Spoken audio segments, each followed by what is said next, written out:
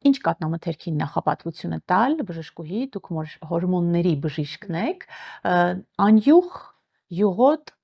ցածր յուղայնությամբ, շուկայում կան նաև կատնայուղի փոխարինիչով, ինչի հետ գործ ունենք այս դեպքում, որն է առողջ կաթնամթերքը։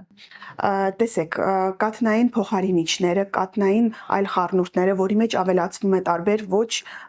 հասկանալի ինչ-որ խառնուրդներ, բնականաբար օգտակար չեն, քանի որ նույնիսկ վերջին հետազոտությունները ցույց են տվել, որ ամբողջական կաթն է շատ կարևոր եւ մկանային մասսայի զարգացման համար, նյարդային համակարգի, նաեւ բոլոր այդ հորմոնների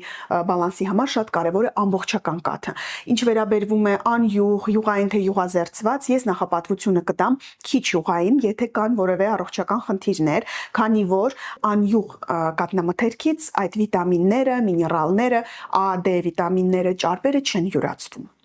Այդ իսկ պատճառով, եթե ունենք օրինակ քաշի խնդիր, կա դիաբետ, կա վահանանձև գեղձի խնդիրներ, նախապատվությունը կտանք ցածր յուղայնությամբ կաթնամթերքին, բայց եթե որևէ խնդիր չունենք առողջական,